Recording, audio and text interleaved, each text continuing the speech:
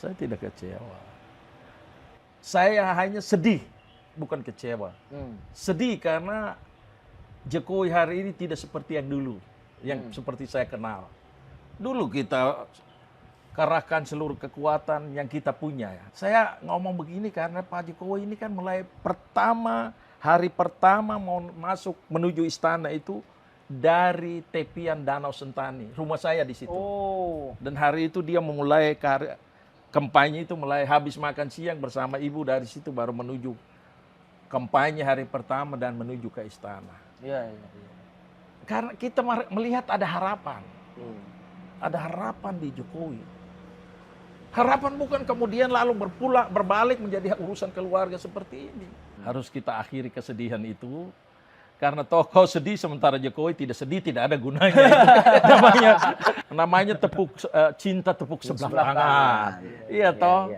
Kau bilang cinta yang tulus di dalam hatiku, telah bersemi karenamu. Padahal Pak Tua di sana bilang, kau yang cinta saya tidak cinta. Aja. Sorry ya.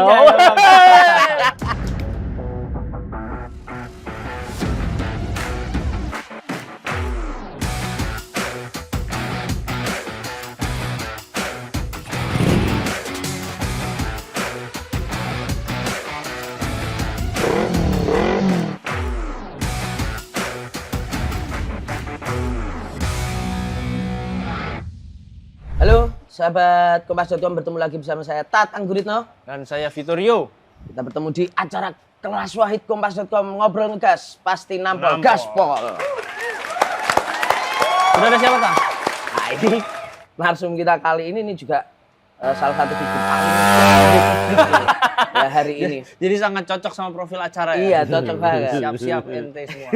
Selamat siang Bang Komarudin Watubun. Selamat siang Adinda. Ketua Bidang Kehormatan PDIP. Wah ini. Aduh. Jangan tegang-tegang. Jangan tegang-tegang, Bang. Indonesia lagi tegang, kamu santai saja. Nah, ini kita mau kasih santai, Pak. Iya. Bang Komar, kita mau membahas soal dinamika yang terjadi hari ini di Indonesia ini. Politik kayaknya semakin panas karena kita lihat ini akhirnya kayaknya PDIP ini sekarang semangat sekali ini untuk menjadi, ya narasi-narasinya semakin kritis. Tapi kita mundur dulu ke belakang ketika kita bicara soal manuver Gibran Raka Buming Raka gitu. Ketika kemudian menerima pinangan menjadi cawapres Pak Prabowo. Kan itu kita ingat tuh Bang. Bang Komar pernah manggil tuh di bulan Mei ketika dia ketemu sama Pak Prabowo di Solo bersama dengan relawan. Nah sekarang pertanyaan, masih relevan Kak untuk dibicarakan soal Gibran ini? Nah itu. Nah, justru itu Bang. Oh masih perlu? Masih perlu. Oh ya. Karena untuk menunjukkan, seperti ini ceritanya. Oke. Nah sebenarnya di Mei itu apa yang terjadi itu Bang? Karena kan dia sempat dipanggil dan katanya waktu itu, apakah benar waktu itu sama Bang Komar, Mas Hasto, dan Bu Mega. Nah, situasi yang terjadi saat itu seperti apa tuh Bang? Sebenarnya waktu itu kalau yang urusan begini tuh tidak ada yang Ibu Mega. Waktu itu memang kita panggil. Kenapa kita panggil? Karena bulan Maret, kalau saya tidak salah ya, itu kan Ibu umumkan Ganjar Pranowo calon presiden. Ya, di Batu Tulis. Tetapi bulan Mei Mas Gibran ada pertemuan dengan Pak Prabowo Subianto. Nah, kan Anda tahu sendiri, kita dari awal tegaskan bahwa namanya calon presiden itu harus kewenangan penuh ada di Ibu Ketua Umum, Bu Mega. Nah, kalau begitu maka Ibu Mega mengumumkan ya semua kader harus tegak lurus, ya, kecuali yang di luar kader atau yang bukan anggota PDI Perjuangan. Nah, Mas Gibran ini kan anggota partai, apalagi dia wali kota ya. Oleh karena itu kita panggil minta klarifikasi. Kenapa sih kamu sudah tahu pertemuan pengumuman Ibu kalau calon kita itu adalah Ganjar Pranowo, tapi kamu masih pertemuan lagi dengan calon lain. Ya.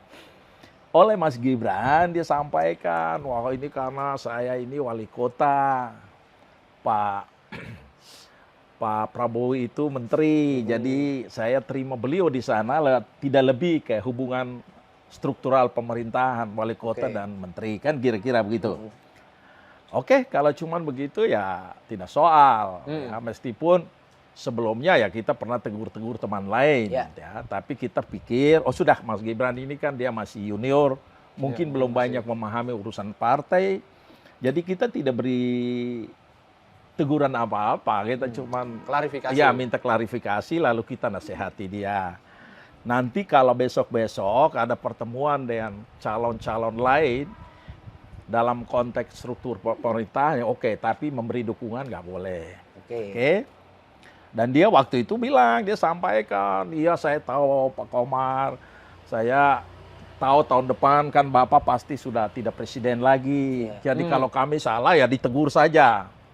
Kemudian dia cerita bagaimana pertemuan itu ada dengan Pak Prabowo memang janji-janji sesuatu, tapi kan tidak etis saya sampaikan di sini.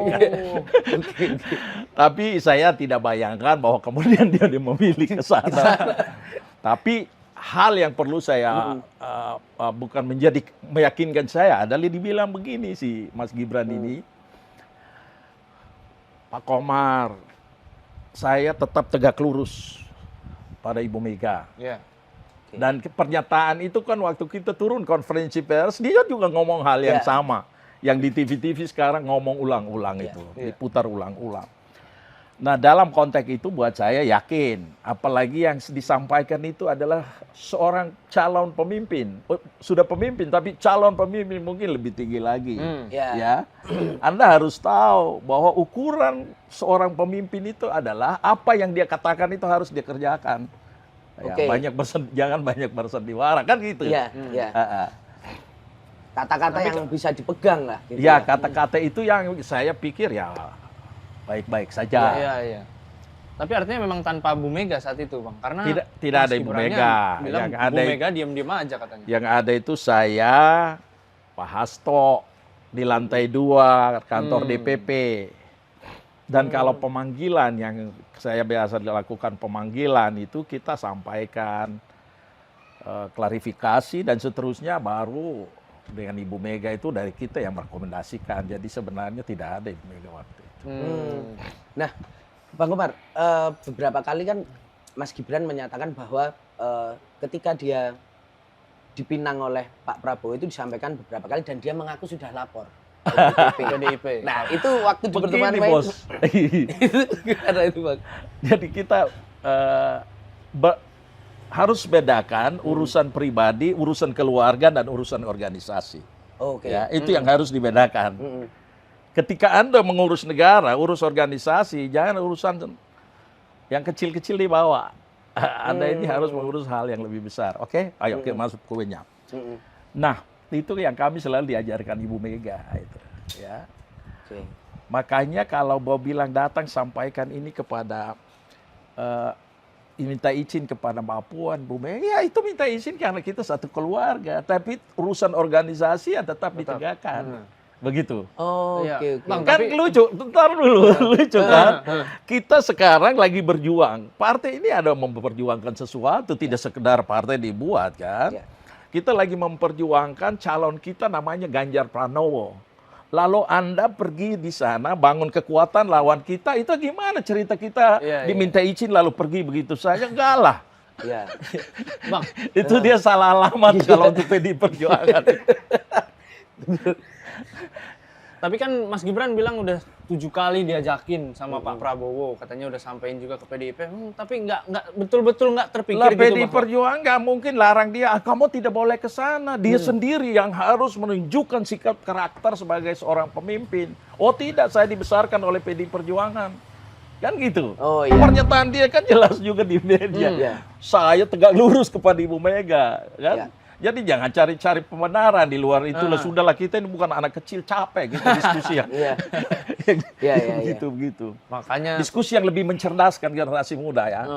Saya setuju generasi muda itu harus mereka yang akan memimpin. Dan memang itu waktunya mereka. Tapi generasi muda yang harus lewat proses dan punya kemampuan, tidak bisa asal-asalan. Iya, iya. Nah, oleh karena itu Anda juga harus mengedukasi supaya mereka lebih cerdas-cerdas. asik. Jangan main potong-potong kompak. Bahaya, Bos. Ini negara ini. Urus negara, kita bukan urus RT RW. Nah, masalahnya berkaitan sama ngurus negara, kemarin salah satu lembaga negara juga memberikan tiket untuk Mas Gibran maju MK itu. Nah, katanya habis putusan MK PDIP juga Bang Komar juga memanggil lagi. Itu dalam kapasitas apa? Tidak, kalau saya satu kali panggilan itu saja. Satu kali. So, tidak ada lagi panggilan berikut. Kalau urusan MK ya sudahlah, ini kan semua orang sekarang juga lagi pusing lihat situasi Republik ini kan. Indonesia lagi sakit. Itu bukan di Indonesianya, manusia-manusia yang pimpin lembaga ini lagi sakit jiwa ini. Aduh, udah mulai ngegas ya. Masa bukan ngegas. Masa Republik ini institusi yang didirikan di atas darah dan air mata. Ya, saya bilang darah dan air mata karena peristiwa tahun 98. Banyak saudara teman-teman kita yang hilang karena berjuang untuk tegaknya demokrasi. Itu lahir lembaga ini. Tapi ini dikasih orang mimpin yang otaknya tidak nyambung dengan ya, dan ini ada disesalkan ya. Bukan saja yang pimpin, termasuk Jokowi ini sekarang jadi presiden karena adanya reformasi. Kalau tidak, bro, kita ini jangan presiden. Lurah saja belum tentu juga bisa. Anda mungkin waktu itu, waktu Soeharto kok belum lahir jadi. Masih segini, Bang. Masih kecil. Kita ini merasakan itu. Nah, kok sekarang berkhianati terhadap amanat reformasi, itu yang disesalkan. Itu yang disesalkan. Hanya karena untuk kepentingan kelompok, keluarga, apalagi kacau. Nah, Bang Komar, ini juga banyak mungkin yang jadi pertanyaan publik banyak itu adalah bagaimana sebenarnya kondisi Bu Mega menghadapi ini semua gitu. Mulai dari kemudian putusan MK, kemudian akhirnya deklarasi. Deklarasi di Golkar pertama. Ya, Golkar mendeklarasikan dan kemudian KIM. Sudah, sekarang nah, saya tanya kamu sekarang. Ya. Bagaimana kalau kamu dalam posisi Ibu Mega? Aduh. Kau jangan tanya-tanya saya saja. Negarawan ini, Bang, agak ngeri juga ini kita jawabnya. Masalahnya begini, gimana kalau kamu ada kawal seorang anak diurus dari kecil ya. Diurus dari kecil sampai dia besar, kamu kasih dia kekuasaan. Habis itu dia balik berkhianat kamu. Bagaimana perasaanmu kalau kau seperti itu? Kalau tingkat tinggi sih itu. Tingkat tinggi ya, itu butuh kelas negarawan. Ah, maka itu. Tapi apa Bu Mega juga sedang sedih juga? Patah hati juga. Saya tidak mau menjadi peramal untuk meramalkan perasaan Mega hari ini. Tapi kalau saya mengukur dari diri saya mestinya sedih. Cuma karena ibu ini kan banteng asli. Banteng yang diuji lewat perjuangan. Jadi kalau sedih pun pasti ya sudah, istilah ibu itu badai pasti berlalu. Jadi tidak usah juga sedih lama-lama. Karena kalau kita sedih sementara yang kita sedih ini dia tidak sedih kepada kita, itu namanya bertepuk sebelah tangan, ya sudah kan begitu. Iya. Bang, tapi ada juga publik netizen juga yang bilang, wah, mohon maaf Bu Mega juga sih sering mengatain Pak Jokowi gitu di depan umum sehingga saya paham itu, saya ikuti itu. Tapi kalau itu yang ya digembar-gemborkan, saya pikir teman-teman yang gembar-gemborkan berita ini jiwa terlalu kerdil. Ya. Jiwanya terlalu kerdil. Itu jangan baper lah urusan begitu. Ibu itu melihat itu dalam konteks keluarga besar PDI Perjuangan kan. Sebagai petugas partai ya, yang lain itu dia ngomong karena memang kita di dalam ya sudah biasa begitu, bukan saja kepada Jokowi, teman-teman lain juga ngomong sebagai seorang ibu dan anak gitu. Tapi kalau kemudian itu dilihat sebagai sebuah penghinaan, itu terlalu kecil itu. Lalu penghinaan kemudian kau pakai ini lalu urus keluarga, ini kan tambah kacau lagi bos. Pusing lagi Iya, kita. kan? Jadi itu logikanya nggak nyambung itu. Kalau itu merasa tersinggung, sudah bangun kekuatan tapi jangan pakai keluarga apa lalu dasar negara juga ditabrak hanya untuk kepentingan keluarga, kan kacau jadinya. Kan itu nggak lah, saya bisa berdebat wilayah gitu. Bang, tapi Bu Mega kan dulu ada instruksi atau cerita-cerita nggak sih Bang sama Bang Komar juga mungkin atau sama teman-teman di DPP yang lain, karena kalau kita lihat sejarahnya 2014 ketika sebelum 2014 ketika membawa Pak Jokowi dari Solo ke Jakarta itu kan waktu itu bahkan Bu Mega harus sedikit berseberangan dengan Pak Taufik Kemas yang saat itu nggak mau sebenarnya Pak Jokowi sampai akhirnya Bu Mega ngotot Pak Jokowi dan akhirnya bisa jadi gubernur. Artinya kan kalau kita lihat sejarah panjang itu nggak lepas dari hari ini Pak Jokowi ada Bu Mega di situ. Akhirnya ada cerita-cerita. Nah, untuk itu kalau saya nih, saya di teman-teman di partai selalu saya ngomong begini. Kamu nggak usah sombong. Setiap manusia itu kita ada hari ini karena ada orang lain hari kemarin. Terlepas dari segala macam kekurangannya. Itu yang harus ada dalam pikiran dan perasaan setiap manusia yang hidup di atas bumi ini. Apa artinya itu? Jangan ketika kau sudah menjadi orang kau lupa asal usulmu. Oke, kita masuk ke sini supaya kau jangan dikte saya terus. Ini patuan dia kacau juga. Kalau patua lain kacau tidak apa-apa, kau jangan kacau. Tapi ada itu Bang, proses ngobrolin itu. Memang waktu itu saya sudah di DPP ya, kita ada perdebatan yang cukup serius waktu itu. Perdebatan serius memang karena almarhum itu ternyata punya pandangan dan penglihatan yang tajam soal ini. Pak Taufik ya? Iya, saya waktu itu teringat satu ketika beliau sakit ya, agak sakit, jadi di rumah sakit ini Jantung Harapan kita ini. Jadi saya sempat datang tengok, beliau bilang saya begini, Marudin, kamu bodoh.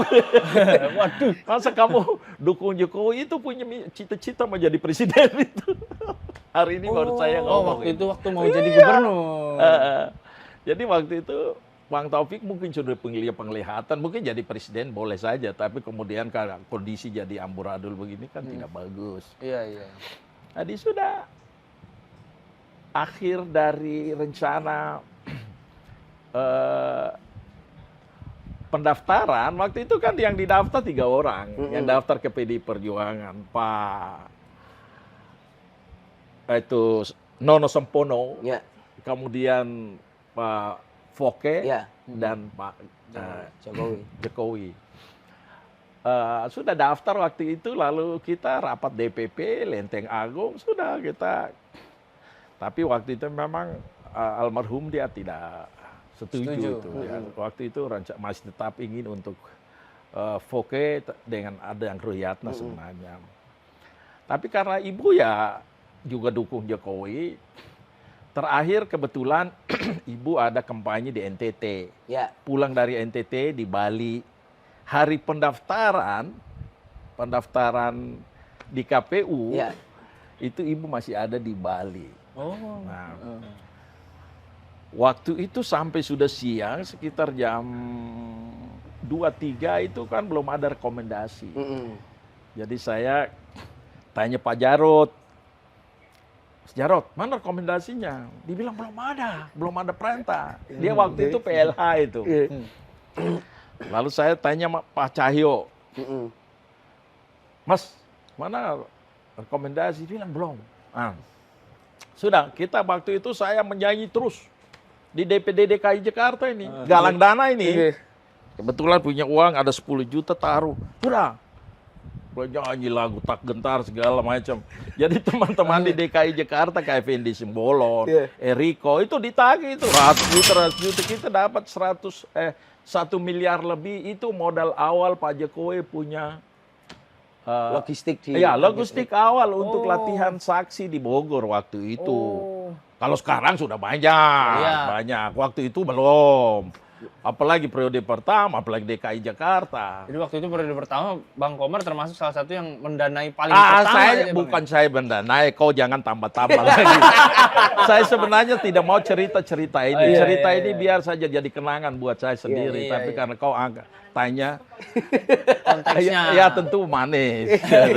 Tentu manis. Tapi karena kau tanya ya saya cerita sedikit supaya biar publik tahu. Jadi jangan dipikir kita ini cengeng. Tidak juga. Buat apa kita cengeng?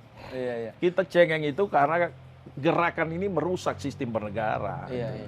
Bang, tapi kan kalau tadi kita bicara almarhum Pak Taufik kan mungkin beliau sudah melihat dari tahun 2012 itu bahwa Pak Jokowi mungkin sebagai presiden nanti ke depan kurang baik lah gitu.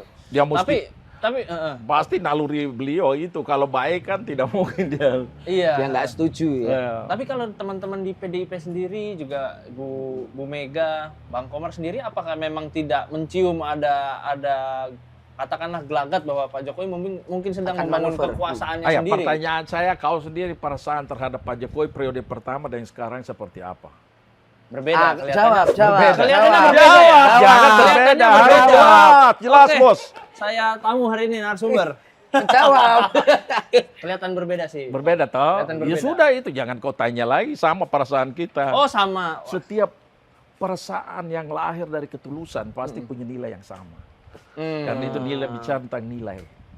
Jadi berarti mulai periode kedua memang Pak Jokowi setelah badut-badut politik mulai berkumpul di sekeliling istana, itulah. Siapa nih Bang badutnya, Pak Hang? Aku cari sendiri. Saya bukan wartawan. Berarti secara spesifik mulai merasa ada perubahan tuh mulai periode kedua. Saya itu ke periode kedua tidak terlalu merasa juga. Lebih merasa itu yang terakhir tidak mendukung Ganjar itu yang saya tidak habis pikir itu. Ya berapa bulan belakangan ini. Bulan belakangan ya. Berarti sebelum Pak Ganjar dideklarasikan sebetulnya hubungan masih. Ya kan Anda dengar sendiri pernyataan Ganjar kan, dia sendiri yakin bahwa Jokowi dukung. Iya. Tapi akhirnya seperti ini situasi gitu. Iya Pak Ganjar. Tapi tidak perlu disesali. Iya. Itu pengkhianatan itu terjadi dalam kehidupan umat manusia dari zaman ke zaman. Dari sejak manusia ada itu selalu ada barang itu. Jadi apalagi Banteng ini kan punya sejarah perjuangan yang panjang yang menghadapi gelombang dan naik turunnya perjalanan sejarah Republik. Jadi saya kira tidak ada yang perlu disesali. Siap. Yang lalu biarlah berlalu. Ya. Badai pasti berlalu. Badai pasti berlalu. Bang, tapi yang masih jadi pertanyaan publik itu status Mas Gibran di PDIP. Secara de facto kan disebut bahwa sudah bukan anggota karena otomatis gugur keanggotaannya karena berpasangan dengan paslon lain. Betul. Tapi secara de jure-nya gimana, Bang? Makanya sekarang itu kita masih lebih sopan. Ya. Ini kita turunkan lagi ini, lebih sopan lagi.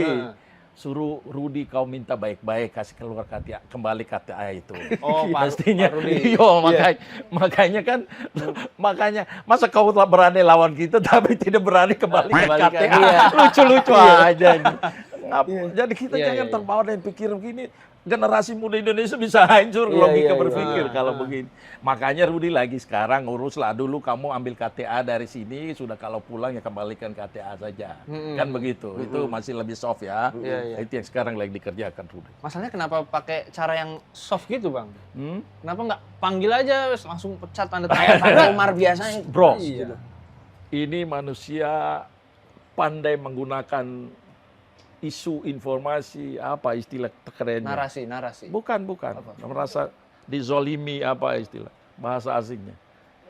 Playing victim. Ya. Jadi lagi cari celah supaya kita kalau aturan, biar hal yang benar bisa diputar menjadi masalah yang salah. Bos, begitu. Dan kita tidak mau terjebak dalam cara-cara begitu, karena itu merusak pemikiran generasi yang akan datang. Oke. Tapi kan ada orang jadi menganggapnya, wah PDIP kok beda perlakuan nih. Pak Budiman langsung. Terakhir sama. Kalau Pak Budiman kita panggil ulang-ulang juga model sebenarnya. Beberapa kali. Iya. Siap. Apalagi ada pertanyaan request dari belakang. Tidak ada, jangan tanya-tanya terus. Apanya ini, Bang? Banyak ini. Wah, itu bagus itu, Bang. Menarik itu, Bang. Sampai kapan ditungguin pakai cara halus itu? Tunggu apa? Tunggu KTA ini, Pak Bang. Rudi nyerahin KTA-nya Mas Gibran. Sudah, pada waktunya. Tenang saja. Nah, kalau nggak dikasih-kasih gimana, Bang? Ya pasti kita kasih. Tenang saja. Bang, tapi itu membawa anggapan bahwa akhirnya sekarang ada satu narasi lagi yang digodok adalah jangan PDI dua kaki ini. Enggak lah. Nah, Nah, gimana Bang kalau jawabnya? selama ibu masih ada, nggak ada itu dua-dua kaki itu. Jelas tegas urusan itu. Tidak terus Jadi nggak akan karena dua sana kaki. ada sini Iya. ada, Nggak. enggak lah, itu bukan tipikal santai. Itu bisa kader-kader partai berontak itu waktu itu. Yang lain, Iya. yang lain kita dikasih hukuman kok, yang ini mau kain dua kaki nggak. Itu dia makanya. Tidak lah itu. Iya. Oke. Apalagi ada yang bilang kan nanti jangan-jangan PDIP menang Pilpres, Pak Ganjar Mahfud menang Pilpres, nanti yang sebelah diajak lagi. Yang itu yang sebenarnya tidak bagus. Oke. Itu yang ini kita ini yang kepikir yang penting aman-aman, akhirnya Indonesia tidak pernah maju-maju juga, tinggal muter di situ. Muter di situ saja. aja ya, Bang, ya. Tidak jelas apa yang harus layak untuk mengurus negara, siapa yang tidak, campur terus. Oke. Hmm. Oke, Bang, mari kita move on ke depan. Soal yang lain. Soal yang lain. Bang, ini kan kemarin salah satu yang disampaikan oleh Pak Ganjar dan juga Pak Anies setelah bertemu dengan Presiden Jokowi di makan siang bareng di istana itu adalah soal netralitas. Nah, sekarang yang menjadi salah satu concern adalah ketakutan bahwa ada pengerahan alat negara nih untuk mendukung Prabowo dan Gibran, karena di situ ada Gibran di situ. Kita juga lihat kemarin di Bali ternyata baliho diturunkan. Iya, di spanduk. Sejauh apa PDI melihat bahwa potensi ini akan dipakai untuk memenangkan Prabowo Gibran gitu mungkin? Ya, kalau sekarang banyak yang ngomong begitu, tapi saya tidak percaya isu itu. Ya, terutama untuk TNI Polri. Karena pengabdian tertinggi bagi TNI Polri adalah negara. Bukan kepada Pak Jokowi atau kepada orang itu. Itu yang Anda boleh catat. Ya. Makanya ketika Pak Harto dulu pada titik di mana TNI Polri tidak harus mendukung, dia harus. Dan mereka punya sabta marganya. Jadi saya masih percaya, masih yakin TNI Polri tidak akan terjebak ke situ. Apalagi sekarang gerakannya Pak Jokowi sudah masuk kepada merubah konstitusi hanya untuk kepentingan anak, itu pasti tidak. Saya tidak dukung Anda. Kan tidak harus saya bilang, saya tidak mau kau. Apalagi kecuali kami dari Indonesia Timur. Tapi kalau Adinda kan pasti tidak apa-apa, padahal dalam hati tidak suka. Jadi saya tidak yakin bagian itu. Kalau TNI Polri sebagai individu barangkali, ya. Tapi kalau sebagai institusi saya tidak yakin. Ya. Tapi individu juga saya mau ingatkan mereka, jangan main-main begitu. Itu terlalu bodoh dari keledai. Karena kita pernah punya pengalaman sejarah. Walaupun Kapolri dan Panglimanya punya jejak kedekatan dengan mereka pasti harus pisahkan posisi mereka sebagai pribadi dan sebagai memimpin negara. Itu penting di situ. Jadi saya tidak terlalu yakin itu. Untuk yang mungkin yang pegawai sipil, ASN ya, ASN, tapi undang-undang ASN sekarang kan militer bisa masuk juga sipil, tapi itu ya mungkin ada goda-goda sedikit PJ, tapi mereka harus ingat bahwa PDI Perjuangan ini juga ada di mana-mana. Jadi kalau mereka miring-miring kan kita bisa. Saya sudah perintahkan juga Satgas seluruh Indonesia sekarang untuk kerjasama dengan Panglima dengan TNI Polri untuk mengawasi perjalanan seperti ini. Netralitasnya Pak Jokowi itu harus diawasi juga di bawah. Kita punya cara lah untuk melakukan pengawasan juga. Tapi kalau memang tidak menjadi suatu kekhawatiran, kenapa sampai Pak Ganjar dan Pak Anies men-state itu ya? Men-state apa? Itu bahwa kami mengharapkan presiden itu karena kita kan juga punya pengalaman dengan Pak Jokowi. Pak Jokowi 9 tahun bersama kita. Jadi mereka dua pasti punya catatan kecil juga ada tentang Jokowi. Ya kan? Kalau kita perhatikan Pak Jokowi bilang ya, berarti tidak. Kalau bilang tidak, berarti ya. Itu yang mereka dua mungkin tidak eksplisit menyampaikan itu sebagai sebuah kritikan langsung kepada presiden. Tapi kalau saya kemarin kan sudah bilang juga di media, kalau cara baca pikirannya presiden itu harus kembali cara baik. Kan bisa kita lihat lewat jejak digitalnya. Ya. Waktu di Gubernur DKI ketika bicara soal presiden, beliau bilang saya tidak mikir, saya hanya urus DKI Jakarta kan. Buka saja pasti masih ada. Om Google simpan itu barang-barang.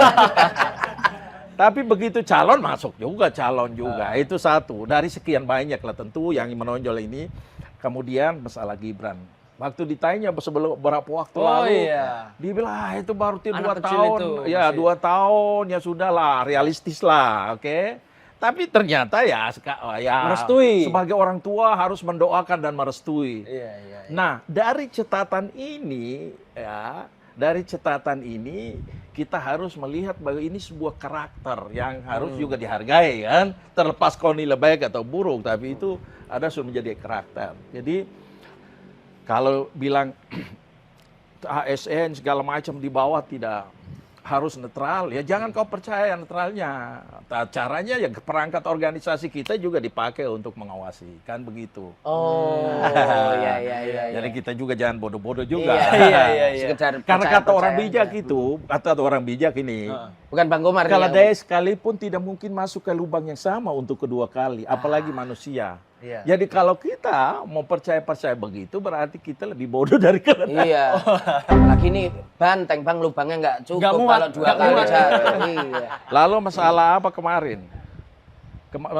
Masalah pencopotan baliho. Nah, dia kayak pencopotan baliho itu kan lucu-lucu itu. Pertama dari sisi aturan, tidak ada yang melarang.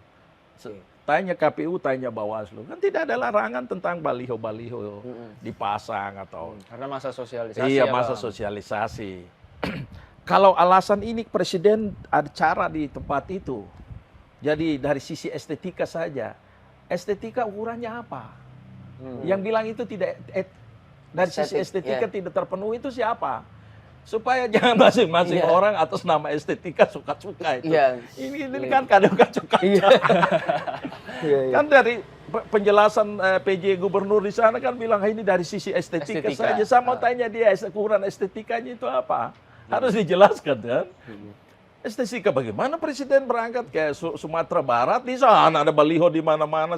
Prabowo Ganjar jemput dia tidak ada masalah. Tapi kalau di Bali karena di situ daerahnya PDI Perjuangan, menjadi masalah. Kan lucu-lucu saja itu.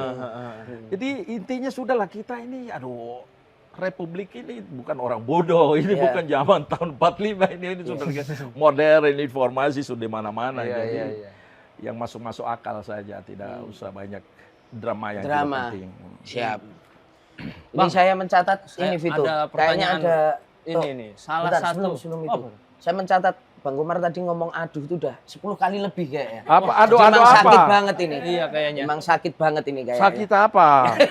Enggak lah, badai pasti berlalu. Badai pasti berlalu ya, oke. Tidak mungkin, bro. Saya tidak mungkin sakit urusan begitu. Tadi saya kasih nasihat buat Adinda ini tadi. Siap.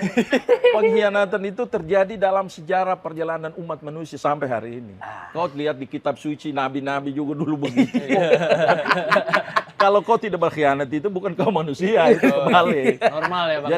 Jadi santai-santai saja. Oke. Masalahnya PDIP masih santai nggak Pak dengan Gibran sebagai wali kota Solo, sebagai putra Jokowi, ini diproyeksikan untuk merusak kandang banteng di Jawa Tengah? Kalau urusan itu PDI Perjuangan, kemarin kan orang ngomong rame, waduh ini nanti PDI Perjuangan ini ada. Sebelum manusia-manusia ini ada, PDI Perjuangan ini ada baru melahirkan manusia-manusia ini. Oke. Ya. Kita menjadi hebat manusia hari ini karena ada PDI Perjuangan. Jadi jangan kebalik-balik. Kalau tanpa kita PDI Perjuangan bubar, enggak juga. Dan Jawa Tengah itu bantengnya PDI Perjuangan. Jadi kita serahkan penilaian masyarakat di sana. Oke. Untuk itu. Berarti sama sekali nggak ada kekhawatiran nih? Enggak, buat apa kita khawatir PDI Perjuangan ini petarung kok. Buat apa mau khawatir? Ada Korea Bambang Pacul di sana. Apalagi bos Korea ada ada Korea. Kalau Korea anggota boleh, ini bos Korea. Bos Korea ini. Kawan itu petarung itu. Itu kategori yang saya bilang jangan dikorek. lihat dia jalan loyo-loyo begitu di kolek langsung keluar buantengnya. Belum lagi dia kerahkan dia punya jenderal-jenderal 2 bintang 3 bintang gitu. Itu bahaya itu. Bahaya. Bos Pacul mau dilawan. Ini udah dikorek belum Mas Pacul ya? Udah mulai dikorek belum ini? Apa masih meneng-meneng sekarang? Apalah, dia itu memang ya senior yang profesional itu. Dia tahu apa yang dia kerjakan. Orang-orang ini juga kemarin menang di Jawa Tengah karena dia ketua DPD di sana, Bos. Iya. Zamannya Ganjar, zamannya Pak Jokowi juga dia ketua DPD, Bos. Vito, apa ada pertanyaan apa lagi? Lah kamu yang menanya. Oh, aku ya? Oke. Bang, ini kemarin ada juga ramai dihembuskan oleh Mas Hasto soal beberapa partai politik. Itu pimpinan-pimpinannya dipegang kartu trafnya untuk melanggengkan jalan Gibran menjadi cawapres. Jadi kau mau tanya apa? Sepakat nggak dengan itu dan indikasinya sebenarnya apa, Bang? Kalau sepakat tuh tidak sepakat itu kan saya ini background orang hukum. Jadi kalau ngomong harus ada fakta, tidak bisa duduk bersepakat dan opini nggak boleh. Tapi kalau pertanyaan dalam konteks politik ya itu masuk akal, ya kan? Oh, masuk akal, Bang. Masuk akal begini, ini partai-partai sudah tua-tua banyak di sebelah sana itu, ya, yang punya kader siapkan bertahun-tahun untuk calon, tapi injury time kok semua menyerah. Ini ada apa itu maksud Hasto itu, masuk sekjen itu, sudah bergebu-gebu, ya, ngotot lagi Bang, ngotot lagi. Ya. Tapi the injury time, mereka atas nama ini generasi muda jadi ambil Mas Gibran itu yang harus ditanya. Di belakang layar itu ada apa, Bos? Begitu. Itu dari sisi kepentingan ya, itu ya. Apalagi yang copot Gibran yang dari kader PDI Perjuangan. Itu dari sisi etika. Dari sisi etika, moral semua sudah rusak itu. Iya. Berarti artinya indikasinya cukup kuat memang. Kuat. Buntut sudah dipegang. Kuat, cuman kan kita bertiga ini, ya sorry ya, kalimat yang mungkin tidak bagus. Kita bertiga kalau ada cium bau kentut, kan kita tidak tahu siapa yang kentut. Tapi yang kentut itu ada. Kan? Ada, bau itu Bos, begitu. Lah kalau sekarang pertanyaan begini. Kalau tidak ada masalah, kenapa semua berbondong-bondong dukung ke sana? Bukan dukung ke sana, comot kader orang lain lalu dibawa ke situ. Kan katanya Sultan Syahrir. Itu lebih salah lagi. Masa Gibran dia bukan kata saya, Bang. Masa Gibran disamakan dengan Sultan Syahrir, kau yang benar saja. Kualat loh nanti. Bang Sultan Syahrir. Pejuang republik, dirikan republik disamakan dengan parah. Ada ini siapa sih yang pakai narasi Sultan Syahrir itu? Makanya tidak usah pakai yang aneh-aneh. Kalau yang maksudnya begini, gunakan logika yang benar karena setiap kata-kata kita ini akan diikuti oleh generasi-generasi baru. Ada jejak digital. Ada jejak digital. Kalau kita memberi sesuatu yang bagus, tidak apa-apa. Tapi kalau merusak alam pikiran mereka, mempersiapkan karakter anak bangsa yang amburadul, gimana masa depan? Tapi masa depan PDIP sendiri gimana, Bang? Di 1 tahun terakhir pemerintahan ini, di DPR, dengan kursi tersedot semua ke koalisi sebelah. Pak, artinya akan menjadi full jadi oposisi pemerintah atau gimana, Bang? Kita belum pemilu lagi kau bicara oposisi. Sekarang itu fokus menangkan dulu PDI Perjuangan, menangkan Ganjar Pranowo. Di DPR kan masih jalan itu, masih ada bikin undang-undang. Nah, itu yang Ibu disitulah kenegarawanan Mega di situ. Ibu sampai hari ini tetap sudah bagaimanapun perilaku Jokowi kita tetap harus dukung dia karena dia dicalonkan. Dia lahir dan dibesarkan oleh PDI Perjuangan. Nah, kelas itu kan kita tidak sampai, Bos. Iya, kelas itu kita sampai. Meskipun ya kita nilai ini sudah tingkat parah tapi ya Ibu tetap. Termasuk juga di kabinet begitu. Bang Komar, karena sempat mungkin ada anggapan bahwa wah jangan-jangan nanti PDI bisa juga menarik mundur semua menterinya gitu. Menarik mundur apa? Orang tinggal tahun depan habis mau tarik juga buat tanggung juga. Oh iya. Soal narasi akan impeachment gimana, Bang? Siapa yang mau impeachment? Di sisa 1 tahun terakhir ada narasi bahwa kita akan gunakan hak. Nah, itu yang menggunakan hak siapa? Tanya yang gunakan hak mau impeachment. Tapi dari PDIP? PDI Perjuangan sepanjang ini kita belum ada pikiran ke situ. Sebenarnya tugas kita itu sekarang ya sudah kita fokus kerja ke bawah. Perintah ibu kan begitu. Mahfud bekerja ke bawah, Ganjar kerja ke bawah, seluruh calon bergerak ke bawah kan yang memilih toh nanti rakyat di bawah. Bahwa semua peristiwa yang terjadi biarlah rakyat yang menilai kan. Karena informasi saat ini cukuplah. Orang di kampung saja tiap saat dia bisa duduk baca berita. Iya. Iya. Tapi soal ini Bang, soal hak angket itu kan juga ada kemarin Pak Bang Masinton Ya. juga mengajukan hak angket untuk mendorong angket untuk Mahkamah Konstitusi.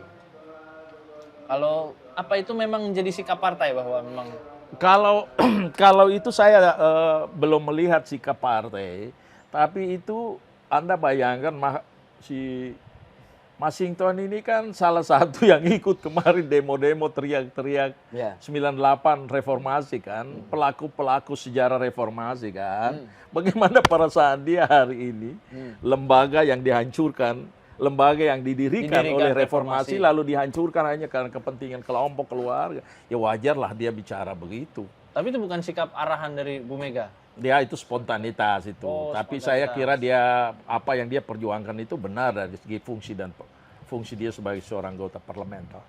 Oke. Nah, justru kalau dia diam itu yang salah. Karena dulu berjuang, sekarang perjuangan dihancurkan, nonton saja itu yang dia. Jadi semangat ininya dia masih bagus. Masih 98 artinya terus. masih ada sisa perjuangan, nilai-nilai perjuangan masih ada. Bang, kita bicara soal Pak Mahfud ini sekarang. Ya. Ini kan kemarin sempat muncul beberapa nama hingga mengerucut. Kalau di Madura orang tua-tua bilang Pak Mahfud. Pak Mahfud. Iya, Pak Mahfud. Nah, kemudian mengerucut Pak Mahfud, Bukovifa. Nah, 2 nama doang. Kemudian Pak Mahfud lah yang dipilih. Apa yang mendasari pemilihan Pak Mahfud dipasangkan dengan Ganjar? Mungkin pertimbangan Bu Mega itu sebenarnya apa dan beda? Saya kalau urusan ini kan urusan ibu ya, keputusan ini sangat kita serahkan benar-benar dilakukan renungan yang mendalam ya. Tapi dugaan kuat saya saat ini kan kekhawatiran ibu hari ini soal keselamatan negara ini.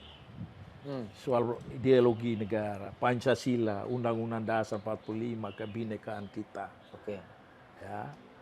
Nah, dalam kondisi begini kita butuh pemimpin yang betul-betul memahami urusan negara secara lahir dan batin. Ya. Karena kita tidak bisa tutup mata juga bahwa proses sekarang ini kan yang penting siapa punya uang ya sudah. Atau nebeng masuk di pemerintahan ke apa gitu, dikasih jabatan sudah semua jaringan digunakan untuk promosi diri. Macam-macam gitu kan sekarang. Kalau tadinya orang berjuang tidak lihat batang hidung, nanti kalau lihat kesempatan langsung masuk, langsung di mana-mana. Sudah calon presiden, calon wakil presiden. Kan orang bisa lihat itu. Kalau Pak Mahfud itu benar-benar beda dari sekian calon ya. Nah dari situ saya duga memang pikiran ibu soal pemahaman dia dalam menjaga negara kesatuan Republik Indonesia. Oke. Mulai dari ya kalau kita lihat sekarang konstitusi, situasi demokrasi. Dan dia harus diingat Pak Mahfud ini orang yang punya pengalaman sempurna. Ya. Pernah jadi anggota DPR, Menteri Pertahanan Keamanan. Ya. Gus Dur. Zaman Gus Dur. Ya. Kemudian menjadi Ketua Mahkamah Konstitusi. Sekarang Menteri Menko Polhukam. Jadi sempurna ini Lengkap. Pak Mahfud. Dan tidak punya cacat. Tapi bagaimana dengan anggapan ini juga Bang? Kalau di kalangan gosip-gosip nih Bang, gosip-gosip saya tanggap ini Pak Mahfud ini sebenarnya jadi musuh besar para politisi karena wah Dar. Kau Itu ada kekhawatiran itu gak? Perjuangan hal yang memperjuangkan kebenaran itu kau siap untuk dikorbankan. Oke? Oke. Kalau kau membiarkan kejahatan, itu sudah kau diam saja. Dan Mahfud itu memang siap hadapi kondisi seperti itu. Oh, ya. Kan begini, PDI Perjuangan ini punya sejarah panjang. Makanya teman-teman kadang bilang, waduh ini pembiayaan segala. PDI Perjuangan tahun 99 memang besar itu karena punya uang. Enggak. Kekuatan rakyat, Bos. Ya. Jadi ketika kau sebagai pemimpin memberi harapan kepada rakyat dan rakyat percaya, rakyat akan bergerak dengan sendirinya. Oke? Begitu. Masih yakin dengan itu di antara politik uang yang merajalela? Sudah lah. Itu peristiwa begini bukan terjadi hari ini. Sepanjang sejarah peradaban umat manusia selalu ada yang kau bilang ini. Tapi ketika rakyat sudah jenuh, sudah tidak percaya kau lagi, dia akan balik ini cerita. Begitu. Dan kalau toh dia belum balik, harus ada orang yang mengorbankan diri untuk melakukan perubahan itu. Tapi perubahan itu selalu akan bergerak terus. Jadi kau tidak bisa berubah, nanti tergilas oleh perubahan itu sendiri. Begitu. Jos. Tapi perubahan untuk hal benar. Iya. Bau-baunya udah perubahan juga ini. Iya. Bukan perubahan yang itu. Kau jangan kau putar-putar. Pancing-pancing aja, Bang. Kalau Pak Ganjar menang, tadi sebenarnya Bang Komar udah kasih indikasi juga sih, kayaknya nggak bakal diajak ya Bang kalau misalnya. Kalau pertanyaan itu kan saya tidak punya kapasitas untuk menjawab. Karena itu di level dewa dan dewi. Kayangan, langitan ya Bang. Tapi kalau saya ditanya jawab, ya sudah kau boleh bertarung kemarin berbeda. Tapi sekarang ini tujuan negara yang harus kita perjuangkan. Jangan datang masih juga tujuan pribadi kelompok lagi itu. Itu kita tidak akan pernah berubah republik ini. Ya, apalagi kita urus proyek-proyek besar banyak yang belum tentu juga kepentingan negara, banyak punya kepentingan di dalam. Akhirnya kita tinggal putar di situ. Nah ini Bang, masalah dengan segala yang sudah terjadi dengan hubungan Bu Mega dan Pak Jokowi sekarang. Ini pertanyaan terakhir Bang. Kecewakah PDIP dengan Pak Jokowi? Oh tidak kecewa. Kenapa kecewa? Kalau orang kecewa begitu, kalau ada berapa teman-teman ngomong agak kecewa, tidak apa-apa, itu manusiawi itu. Tapi kalau saya enggak, saya tidak kecewa. Saya hanya sedih, bukan kecewa. Sedih karena Jokowi hari ini tidak seperti yang dulu, yang seperti saya kenal. Dulu kita kerahkan seluruh kekuatan yang kita punya ya. Mungkin tidak mampu ya lewat doa ya. Saya ngomong begini karena Pak Jokowi ini kan mulai hari pertama mau masuk menuju istana itu dari tepian Danau Sentani. Rumah saya di situ. Dan hari itu dia memulai kampanye itu mulai habis makan siang bersama ibu dari situ baru menuju kampanye hari pertama dan menuju ke istana. Karena kita melihat ada harapan. Ada harapan di Jokowi. Harapan bukan kemudian lalu berbalik menjadi urusan keluarga seperti ini.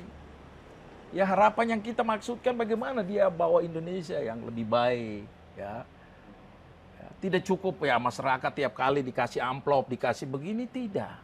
Itu sangat insidentil, tapi bagaimana ke depannya. Bagus proyek besar-besar apa kayak IKN, tapi IKN itu sekarang ya revisi undang-undang 90 kali 2. Ya, HGU. Jadi kau punya anak cucu, oke? Cucu saya punya cucu lagi. Hidup di Republik Indonesia, ibu kota negara itu punya pengusaha. Nah, ya sudahlah. Jadi kalau menurut saya tidak perlu sedih. Ya, kita tidak perlu, karena ya kita tetap bergerak terus ke depan. Jadi karena kita juga sudah punya pengalaman panjang dalam sejarah PDI Perjuangan. Ada teman-teman kalau ada yang bersedih, sudahlah. Harus kita akhiri kesedihan itu. Karena toh kau sedih sementara Jokowi tidak sedih, tidak ada gunanya. Namanya cinta tepuk sebelah tangan. Iya toh. Kau bilang cinta yang tulus di dalam hatiku, telah bersemi karenamu. Padahal Patua di sana bilang, kau yang cinta saya tidak cinta. Sorry ya.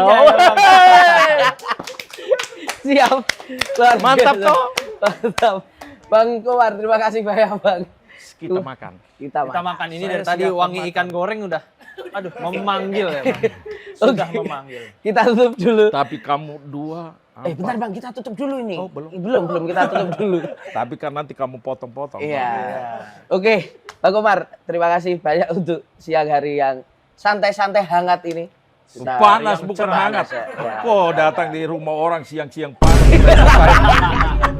Yang mencerminkan suhu politik, Bang. Wow, Iya, Bang. ini wartawan tidak pernah bisa bujuk saya wawancara lama-lama begini kau ini. Gaya-gaya lagi. Terima kasih kita ucapkan Panas baru bilang hangat. kepada kipas angin di sana. Thank you sahabat Kompas Tutup, kita ketemu lagi. Saya Tatang Gurito. Saya Vitorio. Sampai jumpa, tetap ngegas dan tetap nampol.